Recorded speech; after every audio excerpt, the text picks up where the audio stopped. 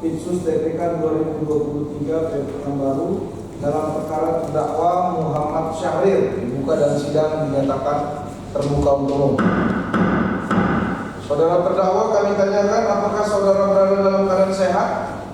Alhamdulillah sehat yang mulia. Sehat ya. Sesuai dengan acara persidangan, hari ini kita akan mendengarkan keterangan saksi yang diajukan oleh penuntut umum. Lahir di Ogan Komering Ulu 1 Maret tahun 64, 58 tahun, perempuan, Indonesia, tempat tinggal Jalan Petak nomor 18 Bukit Sangka, Palembang. Benar Bu ya? Betul yang mulia. Agama Islam, pekerjaan ibu rumah tangga ya. Kenal dengan terdakwa? Kenal yang mulia. Ada hubungan keluarga? Ada yang mulia. Bagaimana? Beliau saya. Bagaimana Bu? Beliau adalah suami saya yang mulia. Ya, terdakwa adalah suami dari saksi Eva Rusnati, begitu ya? Ya, betul. Baik. Selanjutnya kami tanyakan apakah saudara bersedia didengar di bawah sumpah untuk menjadi saksi? Saya tidak bersedia yang mulia. Tidak bersedia ya. Apakah saudara bersedia atau menyatakan mengundurkan diri menjadi saksi karena ada hubungan keluarga? Saya mengundurkan diri yang mulia. Mengundurkan diri ya. Oke, nanti kami musyawarah dulu ya. Baik. Ferdiansa lahir di Palembang 24 Juni tahun 83, benar? Benar ya. Laki-laki Indonesia, alamat Jalan Meranti, Komplek Villa Karya Perdana dan seterusnya, Palembang, benar Pak ya? Ya. Agama Islam, pekerjaan PNS KPU Kota Pagar Alam. Benar ya mulia. Saudara kenal dengan terdakwa? Kenal yang mulia. Ada hubungan keluarga? Ayah saya yang mulia. Ayah saudara ya. Saudara bersedia menjadi saksi? Tidak bersedia yang mulia. Tidak bersedia ya. Saudara punya hak ya untuk menyatakan mengundurkan diri menjadi saksi. Apakah saudara memang mengundurkan diri menjadi saksi dalam perkara ini? Ya yang mulia, saya mengundurkan diri. Betul ya. Kemudian Indah Ismiansyah. Ya, ada yang mulia. Indah Ismiansyah lahir di Palembang 13 Desember tahun 85. Perempuan Ya, benar, Indonesia. Alamat tempat tinggal Sukajaya, Palembang ya. Kecamatan Sukarame, Kota Palembang. Agama Islam, PNS KPU Provinsi Sumatera Selatan. Benar? Ya, yang mulia. Benar. Kenal dengan terdakwa? Kenal yang mulia. Ada hubungan keluarga? Ya, ayah saya yang mulia. Ya. Kandung ya. Ya.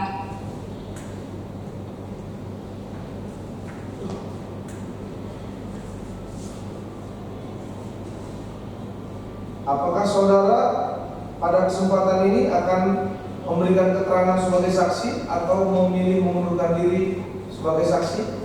Tidak bersedia yang mulia. Saya mengundurkan diri yang mulia. Ya, mengundurkan diri ya menjadi saksi ya.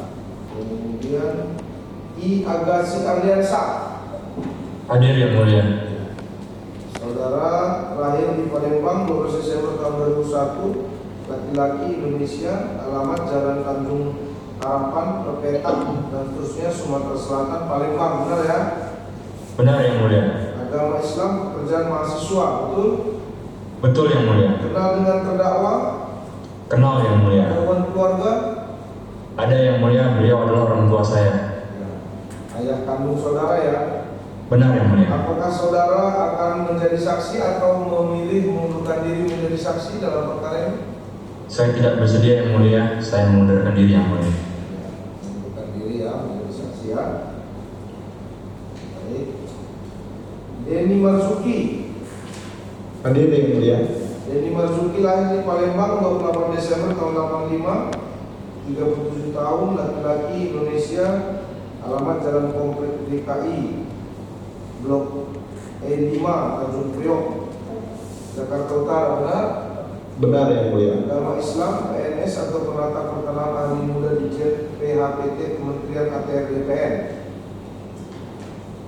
Kenal dengan terdakwa Pak? Kenal yang mulia. Ada hubungan keluarga? Ada hubungan keluarga. Ada. Ada yang mulia. Ya, bagaimana hubungan keluarganya? Beliau adalah bapak saya, bapak mertua yang mulia. Mertua ya. Mertua ya. Ketua yang mulia. Saudara bersedia atau akan didengar di bawah sumpah sebagai saksi? Izin yang mulia, saya tidak bersedia yang mulia. Tidak bersedia. Apakah didengar tanpa disumpah?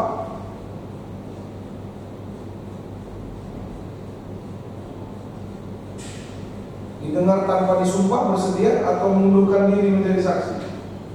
Izin yang mulia, saya mengundurkan diri untuk menjadi saksi. Dipanggil Adi Firmansyah. Ya, hadir ya, Yang mulia.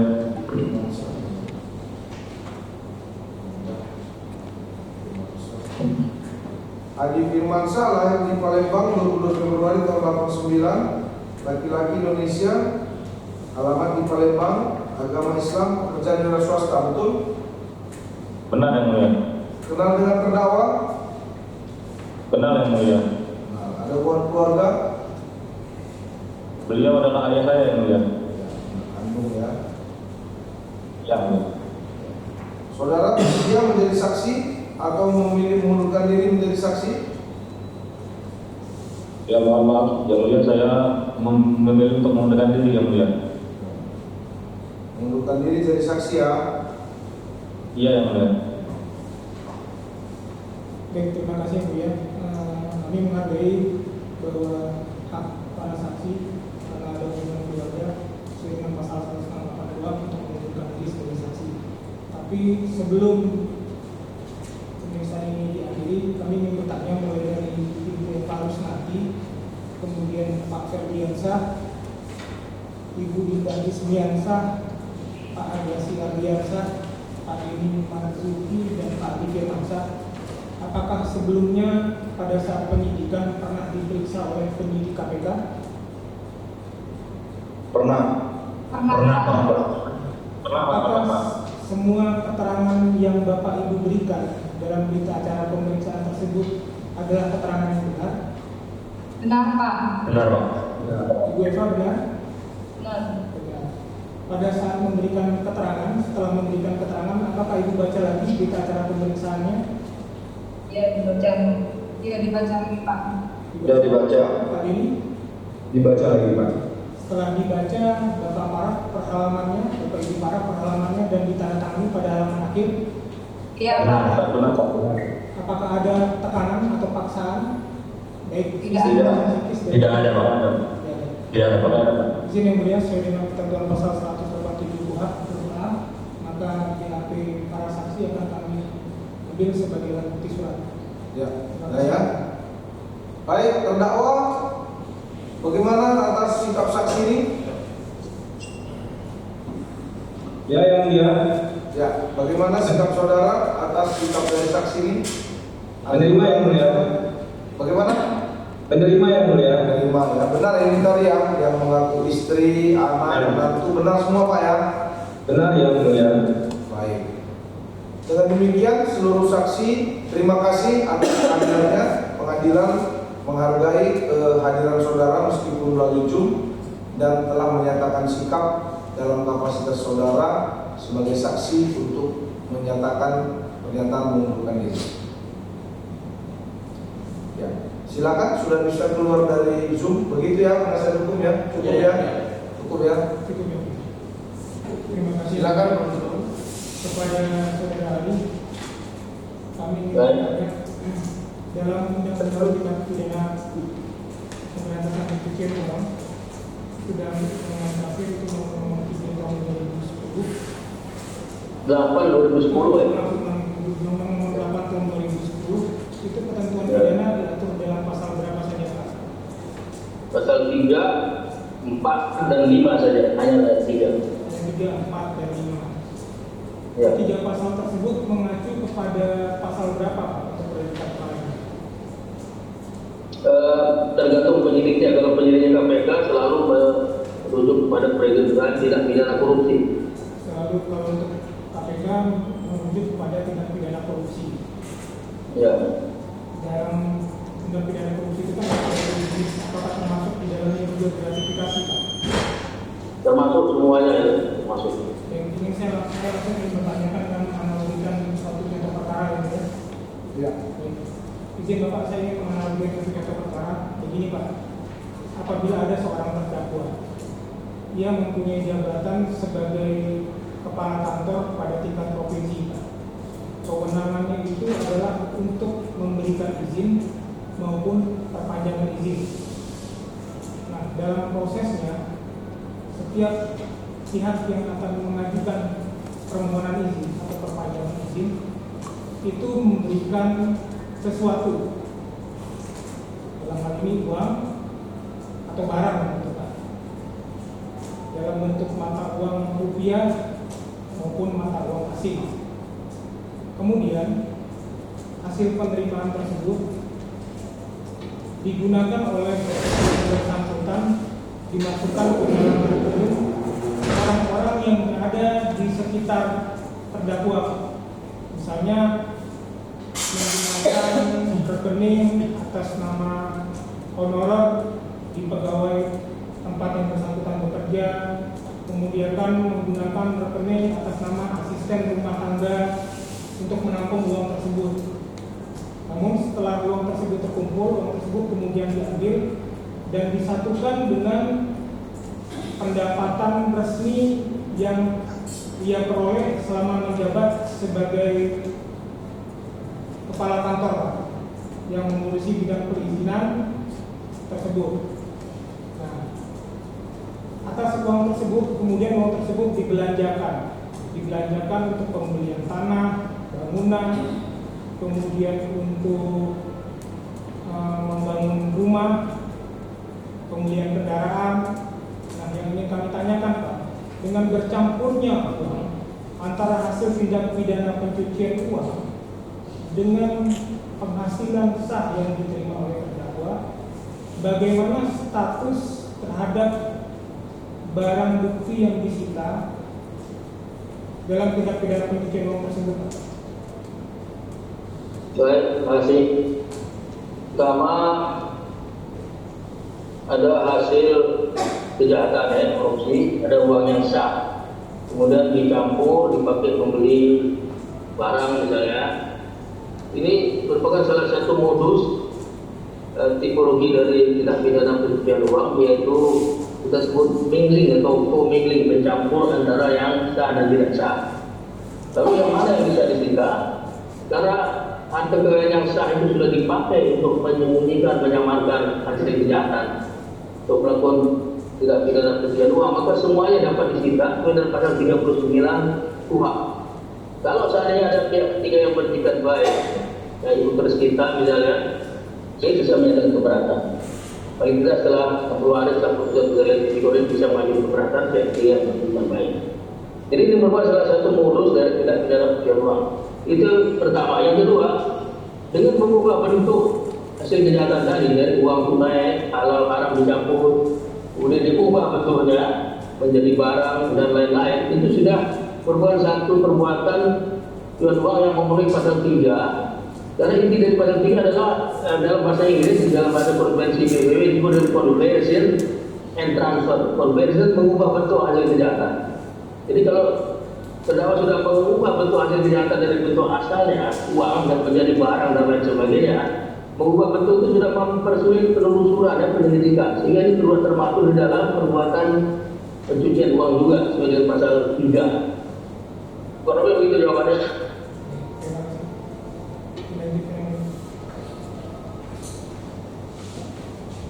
Baik, saya lanjutkan, ahli. Terkait dengan penukaran uang money changer, bahwa seseorang yang diduga melakukan tindak pidana pencucian uang kemudian dia menyuruh orang lain yang kebetulan itu masih ada hubungan, baik itu hubungan pekerjaan maupun hubungan keluarga, staf ataupun anak, untuk menukarkan uang di money changer dengan jumlah yang besar, yang sementara di dalam tulisan lembaran tersebut disebut biasanya ada tertulis sumber dananya dari mana, asal sumber dana. Di situ disebut tulisan sumber dana berasal dari kegiatan usaha, jual beli mobil maupun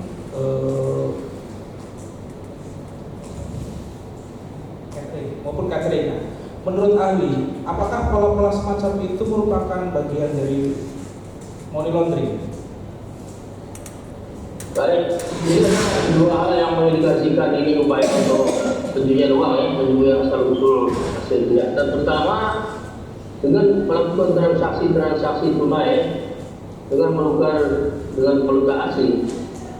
Jadi uang tunai itu termasuk valuta asing di dalam bahasa TPPU namanya anonymous asset type, tipe aset yang tidak ada namanya, tidak ada jejaknya, tidak ada paper trailnya, juga mempersulit penelusuran.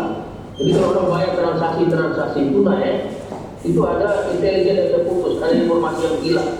Karena kalau udah tunai, jejaknya tidak ada, paper trail tidak ada, catatan tidak ada. Ini salah satu modus TPPU yang banyak terjadi bukan hanya di Indonesia, tapi juga di banyak negara. Kemudian yang kedua, dengan mengubah bentuk dari rupiah menjadi valuta asing, sesuai daripada tiga akan disebutkan salah satu perbuatan yang diatur adalah menukarkan hasil kejahatan dengan valuta asing. Jadi dari rupiah menjadi valuta asing itu sudah mengubah bentuk hasil kejahatan dari rupiah menjadi valuta asing itu sudah termasuk perbuatan yang dilarang oleh pasal 3 Undang-Undang 8 tahun 2010. Itu diatur secara eksplisit menukarkan uang, masuk pencucian uang. Oke. Kemudian terkait pembukaan rekening, apabila ada seseorang yang memerintahkan orang lain, baik itu keluarganya, anaknya maupun bawahannya, staf atau bawahannya, membuka rekening di suatu bank, namun nanti setelah rekening itu dibuka dengan setoran tunai, buku ATM maupun tabungan dibuka oleh pihak yang menyuruh orang lain untuk membuka rekening dengan jumlah yang sangat besar. Kemudian si pemilik nama dalam buku tabungan tersebut tidak mengetahui jumlah nilai yang ada dalam buku tabungan tersebut.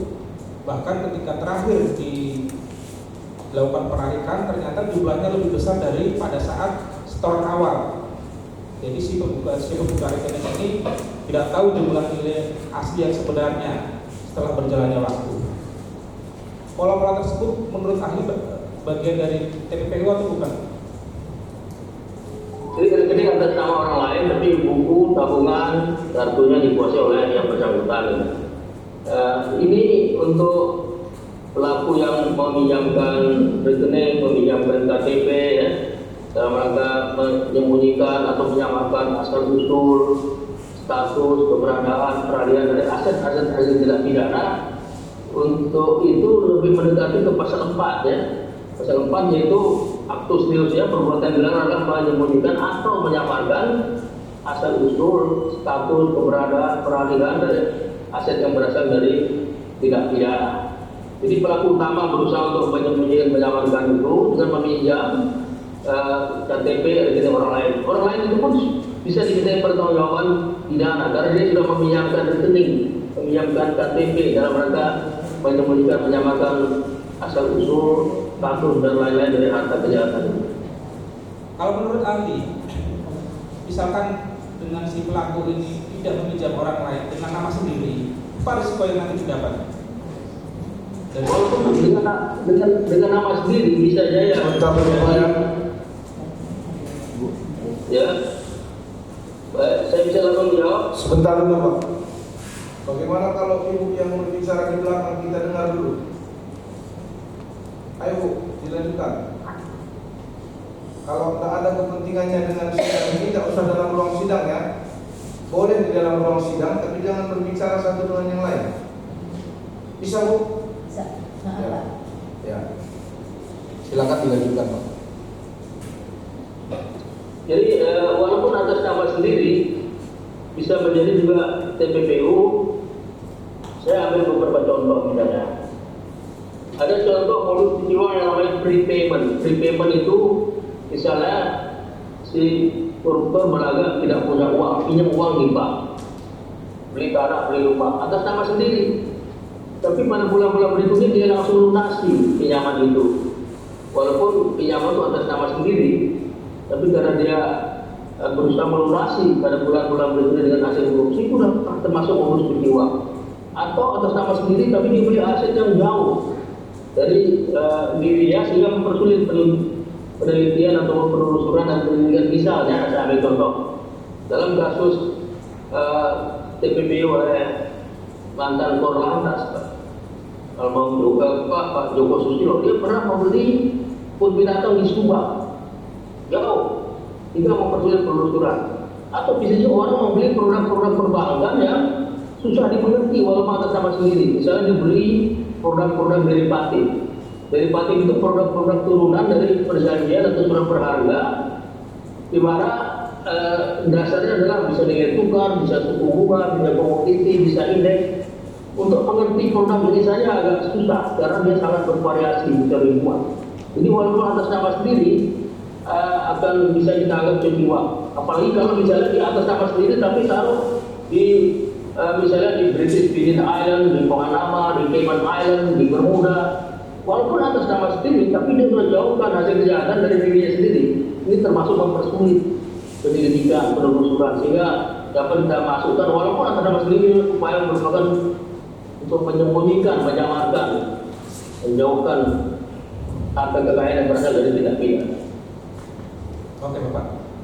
Jadi terkait dengan pembukaan rekening seseorang kemudian menyuruh orang lain untuk buka rekening dengan mengatasnamakan orang lain dengan buku tabungan dan ATM dipegang oleh pihak si penyuruh. Apakah buku tabungan maupun nomor buku tabungan nama orang lain tersebut, kalau yang menyuruh itu adalah penyelenggara negara, itu wajib dimasukkan dalam LHKPN? Menurut ahli bagaimana? Seharusnya dimasukkan. Karena apa? Karena penyelenggara negara ini dia di dalam bahasa disebut beneficial owner atau beneficiary, dia mengendalikan, dia menguasai transaksi. Kalau ada korporasi, dia menguasai korporasi itu. Jadi yang the real owner, pemilik sebenarnya adalah dia, bukan orang yang formal owner yang namanya dipakai dalam buku tabungan itu, bukan. Jadi dia beneficial owner atau beneficiary yang mengendalikan transaksi, yang mengendalikan uang itu. Kalau perusahaan ini harus dilaporkan karena secara dia lah yang memiliki beneficial. Termasuk aset-aset yang dibeli nominenya atas nama orang lain bisa dimasukkan juga dalam LHKPN? Seharusnya, karena kita bicara kebenaran material.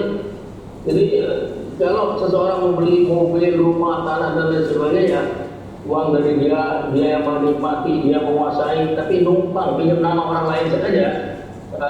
Sebenarnya beneficial owner adalah sendiri yang punya uang, yang mengendalikan, yang menguasai, menikmati aset itu. Seharusnya ini dilaporkan juga.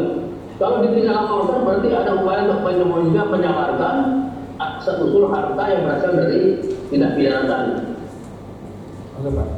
Terkait dengan unsur pasal 3 dan pasal 5 di dalam Undang-Undang TPPU. Di situ kan ada unsur yaitu yang patut diketahui, yang diketahuinya atau patut diduga merupakan hasil tindak pidana. Bisa ahli jelaskan terkait kata-kata patut diduga maupun diketahuinya terkait unsur pasal 3 dan pasal 5? Silakan Pak. Kalau diketahuinya itu lebih banyak pada kesengajaan ya, offset ya. Jadi memang dia tahu benar itu hasil kejahatan. Dari mana dia tahu? Karena memang mungkin dia memang yang melakukan, atau dia tahu bahwa benar-benar itu hasil kejahatan yang dia tahu pasti karena perbuatan-perbuatan dia ataupun orang lain. Kalau yang patut diduga ini lebih banyak kepada kelalaian. Patut diduga ini sangat subjektif, tergantung dari pendidikan orang, pengalaman orang, dan tergantung dari bagaimana dia sikapnya kritis apa tidak. Misalnya begini, kalau orang diberikan uang dalam valuta asing di Indonesia, tidak ada underlying transaction, tidak ada perikatan pokok. Kemudian orang yang memberikan itu kerjanya tidak jelas, seperti dalam kasus Patona yang impor daging sapi, kerjanya tidak jelas, kasih valuta asing jumlah banyak kepada orang. Harusnya dia patut menduga bahwa ada sumber yang tidak sah dari pemberian ini. Karena di Indonesia kok memberikan valuta asing, kenapa jumlahnya besar? Tidak ada perikatan pokok sama sekali. Orang ini kerjanya tidak jelas kok berani-beraninya kasih mobil, kasih uang, kasih perhiasan. Jadi sangat subjektif ya, nama patut diduga ini sangat subjektif, bergantung dari orang itu sendiri yang menerima tadi. untuk unsur patut diduga itu maksudnya pihak kedua ya, di luar dari si pelaku TPPU itu. Bisa kalau pihak kedua untuk pelanggaran pasal 5, tapi kalau patut diduga pelaku utama bisa juga.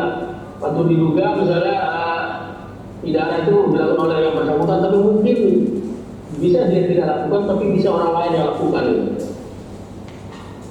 Terkait tadi harta yang bercampur ya, dari harta yang diduga sebagai tindak pidana dengan penghasilan resmi dia, kemudian dia belikan barang, baik itu barang bergerak maupun tidak bergerak.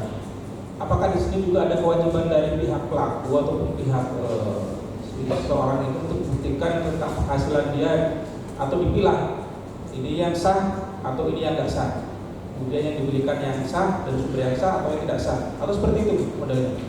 Menurut ahli bagaimana? Ya sebenarnya orang hanya bisa melakukan transaksi atas barang, atas uang yang dia miliki secara sah. Dia bisa menjual sesuatu, membeli sesuatu dengan menggunakan barang-barang atau uang yang sah yang dia miliki. Tidak boleh pakai uang punya negara yang dicuri atau punya orang lain.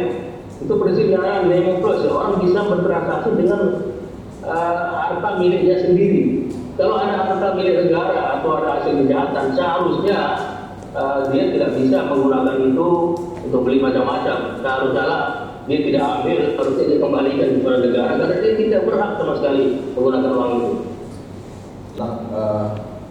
Tindak pidana kejahatan korupsi ini kita fokus pada salah satunya ada suap dan gratifikasi, Pak. Ya. Jadi terkait gratifikasi, Pak. Ya. Bagaimana tolak ukurnya? Menurut Bapak nih, bagaimana tolak ukurnya seorang pejabat bisa dikatakan melakukan tindak pidana gratifikasi? Yang biasa ya, gratifikasi itu diberikan kepada orang pejabat atau PNS terkait dengan pelaksanaan tugasnya atau terkait dengan kewajibannya, sehingga dia bisa mungkin membantu orang yang memberikan gratifikasi tadi sehingga melalaikan kewajibannya. Jadi selalu terkait dengan tugas dan kewajiban tadi, dan adalah kewajiban dari si penyelenggara negara yang menerima gratifikasi untuk membuktikan dalam waktu sebulan bahwa kalau itu menunjukkan ke atas bahwa dia wajib membuktikan bahwa itu tidak terkait dengan tugas dan kewajibannya tadi. Kalau terkait tugas dan kewajibannya jadi suap itu. Dan untuk si penerima bisa dipidana dengan pasal 12 bisa, sementara pemberinya tidak, kecuali dua pasal 5 ya, yang menerima dan memberi itu dikenakan dua-duanya. Kurang lebih dua. Jadi ini Pak, apakah tadi terkait dengan transaksi mencurigakan? Terkait dengan transaksi mencurigakan ini, apakah bisa dikatakan seorang pejabat itu melakukan tindak pidana gratifikasi? Ya, ini dua hal yang berbeda. Transaksi mencurigakan diatur di pasal 1 angka 5 Undang-Undang 8 2010 dan pasal 22 Undang-Undang 8 2010, di mana ada 6 kriteria. Sementara gratifikasi diatur di pasal 12 bisa, itu dua hal yang sangat berbeda. Kalau transaksi dengan uangnya sudah masuk ke dalam bank, lalu ditransaksikan. Kalau menyimpang dari profil mulai transaksi bisa dilaporkan transaksi mencurigakan. Atau kalau uang yang masuk rekening itu berasal dari tindak pidana atau dipecah-pecah, atau misalnya si nasabah menolak mengikuti ketentuan prinsip pengenalan nasabah, atau dia menggunakan dokumen palsu ataupun informasi bertentangan satu sama lain kemudian dari 22 dia dianggap transaksi juga. Jadi dua hal yang berbeda antara gratifikasi dengan transaksi yang mencurigakan. Kalau gratifikasi jelas tidak dilaporkan dan tidak sesuai dengan tugas dan kewajiban itu pidana. Kalau transaksi mencurigakan belum tentu pidana, Pak, belum tentu. Tidak ada lapornya belum tentu pidana. Jadi Pak, ada batasan atau batasan terkait dengan gratifikasi ini Pak? Contohnya seseorang memberikan pemberi kepada pejabat gitu ya, tanpa ada transfer lainnya. Itu ada tidak batas minimalnya atau bagaimana maksimalnya? Undang-undang tidak mengatur itu, mengatur pembuktian. Kalau di atas 10 juta itu kewajiban terdakwa yang membuktikan bahwa pemberian itu tidak terkait dengan tugas dan kewajiban. Kalau di bawah itu baru jaksa penuntut umum yang membuktikan. Tapi berapa besar yang boleh diberikan atau tidak, undang-undang tidak memberikan batasan. Saya ada batasan juga terkait masalah pembuktian dari pasal 12 di besar. Oke. Terkait tindak pidana suap begitu ya Pak ya. Ya. Suap ini bagaimana cara membuktikan Pak? Bagaimana cara membuktikan suap? Ya, kalau suap pasal 5 ada yang beri, ada yang menerima. Kalau yang memberi bilang saya udah kasih ke dia jumlah uang tertentu, itu sudah akan bukti satu dari si pemberi. Kemudian kalau ada uang hasil suapnya itu sendiri, sudah ada bukti kedua, sudah ada dua bukti permulaan, dan itu bisa ada indikasi pidana. Kemudian katakanlah ada orang yang menyaksikan juga misalnya peristiwa itu atau ada bukti-bukti tertulis, tanda terima misalnya komunikasi lewat WA dan lain sebagainya, itu sudah merupakan indikasi yang memang bisa terjadi suap. Apakah bisa dengan pengakuan pemberi saja Pak? Kalau satu saja pengakuan, sesuai dengan prinsip hukum acara, urus testis, satu pengakuan, satu kesaksian tidak bisa menjadi alat bukti. Dan kalau bisa jadi alat bukti, semua orang bisa ngaku macam-macam nanti, bisa menjatuhkan orang lain juga kan, menuduh orang lain tanpa bukti bisa kena. Jadi harus didukung oleh alat bukti yang lain, tidak bisa satu saja. Oke Pak, kembali lagi ke ini Pak. Tadi ada keterangan Bapak terkait pencampuran penghasilan sah dengan penghasilan yang tidak sah. Iya. Terhadap harta kekayaan terdakwa yang dilaporkan di LHKPN, apakah ini bisa dikatakan masuk ke dalam tindak pidana pencucian uang?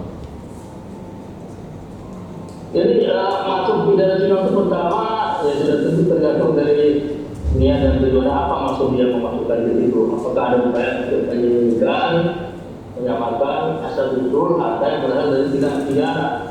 Kemudian dia juga modus dia memasukkan misalnya dia pakai nama katakanlah tidak atas nama ini bisa itu orang lain misalnya. Jadi tergantung dari niatnya tadi. Kalau memang maksudnya masukkan laporan dalam KPN teknologi dalam rangka menyamakan harta yang berada di tindak pidana, kita dapat menunjukkan itu perbuatan pencucian uang. Seharusnya kalau yang dapat. Iya tadi kan kata Bapak terkait dengan transaksi yang mencurigakan saja, diduga ya. Sekarang kan terdakwa melaporkan harta kekayaannya di LHKPN, artinya kan itu transparan selaku pejabat yang melakukan. Apakah ini bisa dikatakan tindak pidana pencucian uang? Jadi dapat dikatakan sebagai upaya untuk meminta menyamakan asal usul yang tadi sumbernya tidak sah dimasukkan ke KPN seolah-olah jadi legalisasi. Kalau majelis sah itu banyak dilakukan oleh para penyelenggara negara. Padahal itu bukan itulah fungsi LHKPN. Fungsi LHKPN untuk mencegah mendeklarasi kekayaan orang belum menjaman berapa, telah menjaman berapa, berarti dengan pertambahannya. Kalau ada hasil korupsi dimasukkan ke sana, itu ada upaya-upaya untuk menemukan asal usul hasil korupsi tadi. Baru dimasukkan LHKPN orang untuk majelis sah, padahal tidak pernah sah sama sekali. Gitu Pak. Ya, tapi ya ini Bapak masih punya kesempatan untuk merealistiskan keterangan Bapak. Ini bahasa sehari-harinya, membuat supaya keterangan itu bisa diikuti alur berpikir yang logis. Bapak masih punya kesempatan di sidang berikut. Ya, jaga kesehatan saudara untuk lancarnya persidangan. Dihadirkan penuntut umum pada persidangan tersebut tetap didampingi oleh tim penasihat. Silakan selesai.